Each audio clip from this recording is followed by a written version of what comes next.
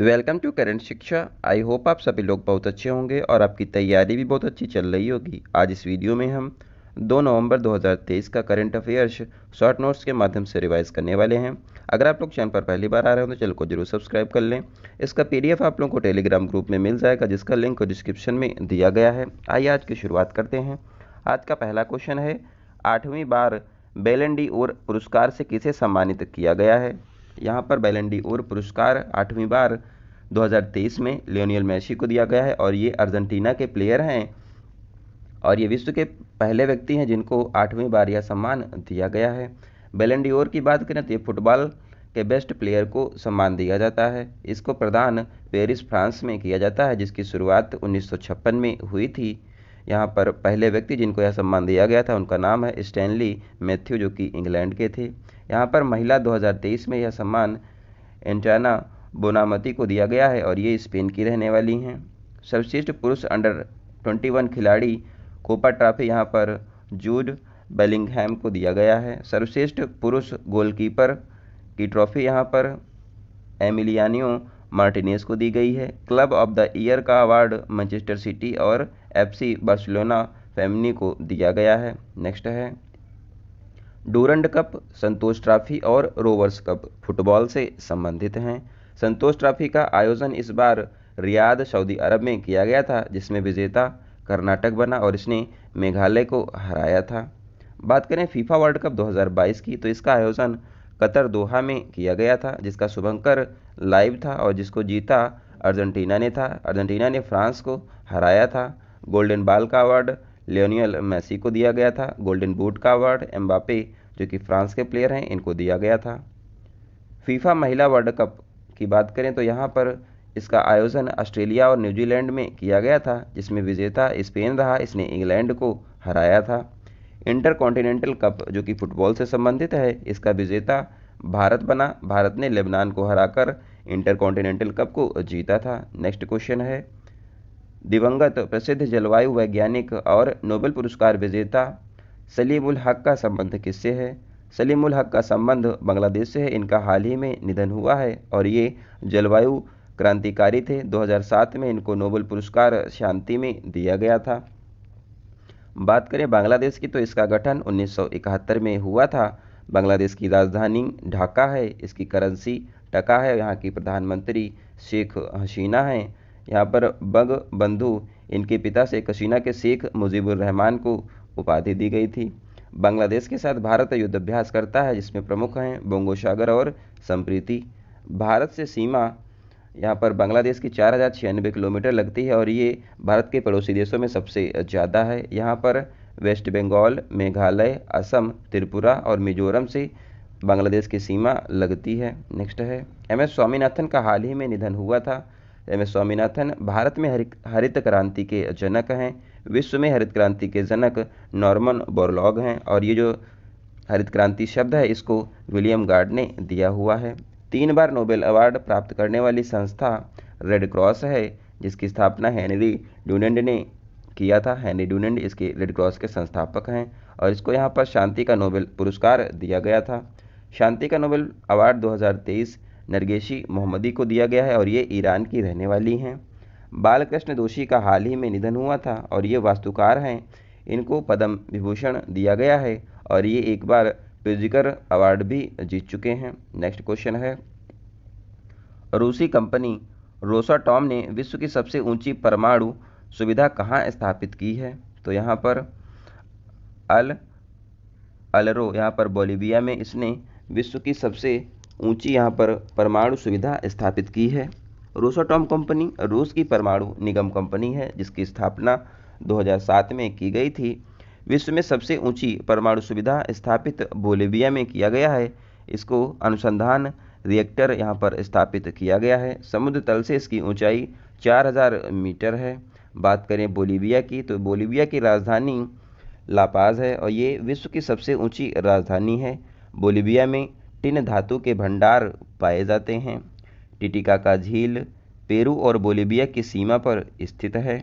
विश्व की सबसे ऊंची नोगम्य झील टिटिकाका झील है। स्थल अवरुद्ध देश साउथ अमेरिका में 2 हैं, बोलिविया और पराग्वे। नेक्स्ट है,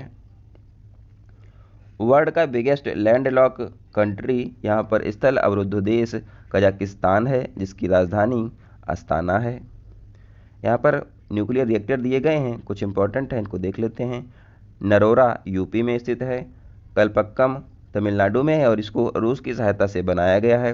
कैगा परमाणु संयंत्र कर्नाटक में है, तारापुर महाराष्ट्र में है, कुडनकुलम रूस की सहायता से बनाया गया था और ये तमिलनाडु में स्थित है। काकरापार गुजरात में स्थित है। नेक्स्ट है 31 अक्टूबर 2023 को समाप्त हुए मेरी माटी मेरे देश अभियान का संबंध किससे है।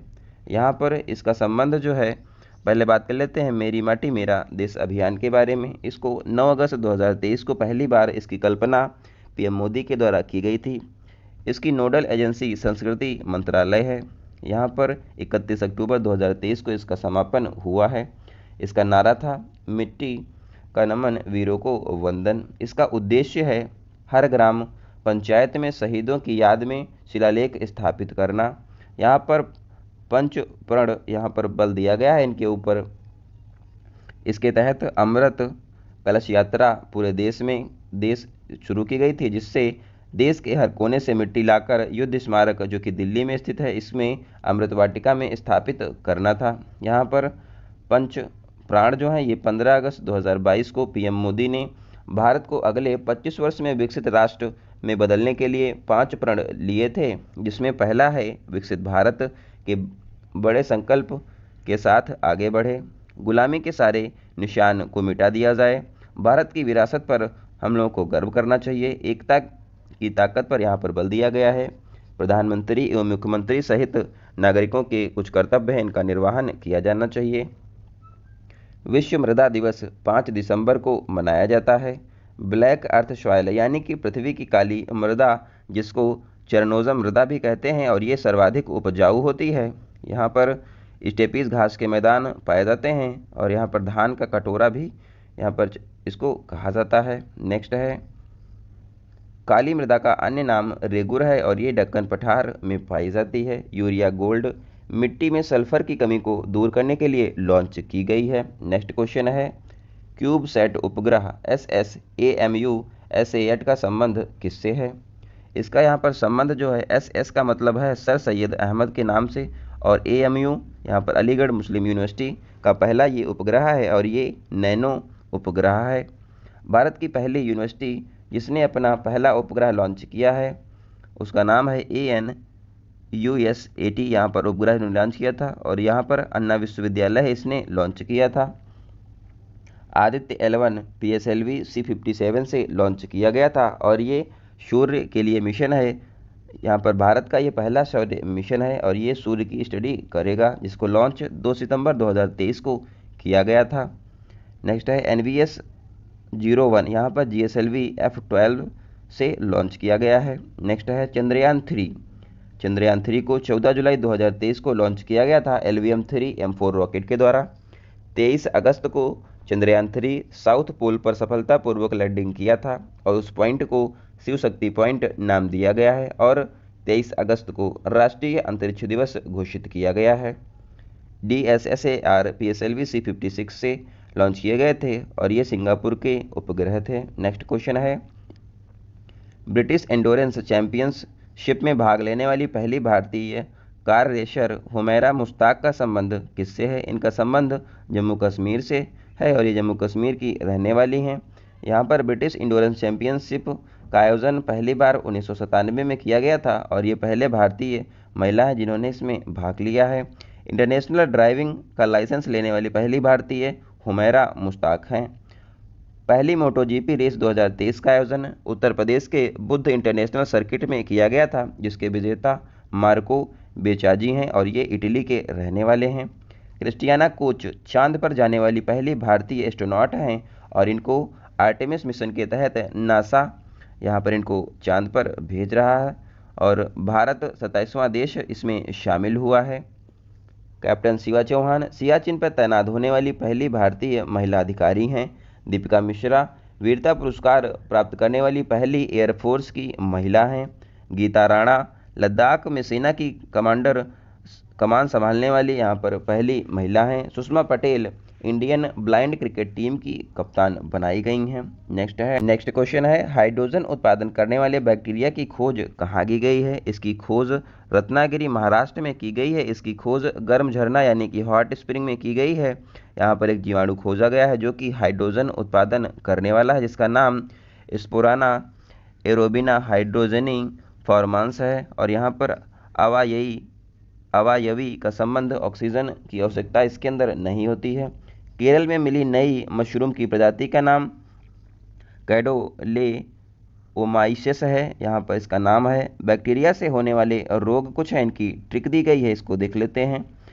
यहाँ पर पंडित कार्तिक न्यू है बेटी रिया, यानी कि पा से प्लेग काली माता, डी से डिप्थीरिया, ता से तपेदिक और टीबी, का से काली खांसी, टी से टिटनस और का से कुष्ठ रोग, न्यू से निमोनिया। यहाँ पर धनुष्टंकार रोग जो है ये टिटनस में हो जाता है से हैजा और बेटी से बैक्टीरिया यहाँ पर होता है। तो बैक्टीरिया से होने वाले रोगों की ट्रिक है पंडित कार्तिक न्यू है बेटी रिया। नेक्स्ट है, कुछ राज्यों का स्थापना दिवस 1 नवंबर को मनाया गया है, उनके बारे में देख लेते हैं।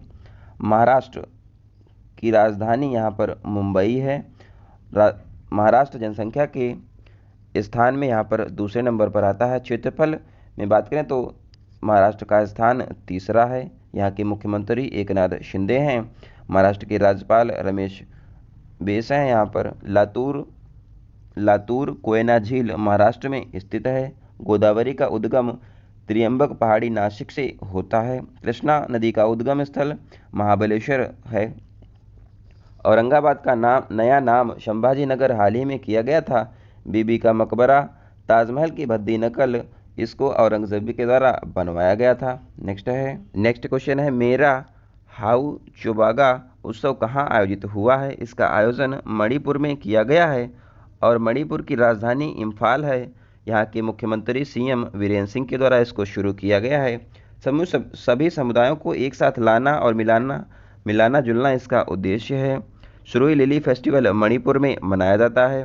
बात करें मणिपुर की तो इसको ज्वेल ऑफ इंडिया कहा जाता है। यहाँ पर मणिपुर जो है राज्य बना था 21 जनवरी 1972 को। यहाँ पर 16 जिले हैं। मणिपुर की राज्यपाल अनसुईया उइके हैं। मणिपुर के सीएम एन वीरेंद्र सिंह हैं। यहाँ पर विधानसभा की सीटें 60 हैं। यहाँ का पुष्प श्रीव लिली है। यहाँ का पशु शंघाई डांसिंग डियर है। काबुल लामजाओ नेशनल पार्क जो कि विश्व का तैरता हुआ नेशनल पार्क है, मणिपुर में स्थित है और यहाँ पर पाई जाने वाली घास को फुमडीज कहा जाता है। कुकी मेती संघर्ष मणिपुर में हाल ही में हुआ था। नेक्स्ट क्वेश्चन है, सिंगूर षड्यंत्र विवाद का संबंध किससे है? यहाँ पर सिंगूर षड्यंत्र विवाद स्टार्ट 2008 में हुआ था और ये पश्चिम बंगाल में ये हुआ था।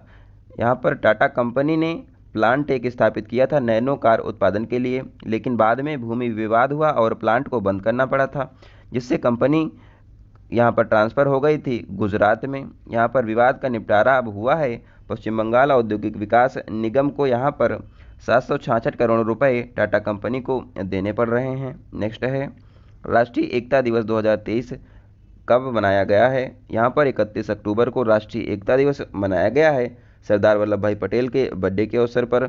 यहाँ पर इसकी शुरुआत 2014 में हुई थी। सरदार पटेल को सरदार की उपाधि बारदोली सत्याग्रह 1928 के बाद वहाँ की महिलाओं ने दिया था। भारत के पहले उप प्रधानमंत्री गृह मंत्री सरदार पटेल थे। 1931 के कराची अधिवेशन की अध्यक्षता भी सरदार पटेल ने किया था और यहीं पर मौलिक अधिकारों की पहली बार बात हुई थी। 31 अक्टूबर 2023 को पीएम मोदी ने यहाँ पर मेरा युवा भारत संगठन यहाँ पर लॉन्च किया है। बात करें स्टैचू ऑफ यूनिटी की तो ये इसको स्थापित केवड़िया गुजरात में किया गया है। इसकी ऊंचाई 182 मीटर है और इसको बनाने वाले रामवंजी सुतार जी हैं और इसको शुरू 2018 में किया गया था। पीएम मोदी ने इसका उद्घाटन किया था। कुछ इंपॉर्टेंट स्टैचूज़ हैं जो कि एग्जाम पॉइंट ऑफ व्यू से बहुत इंपॉर्टेंट है, उनको देख लेते हैं। Statue of unity, statue of equality, यहाँ पर हैदराबाद में संत रामानुजाचार्य की प्रतिमा है।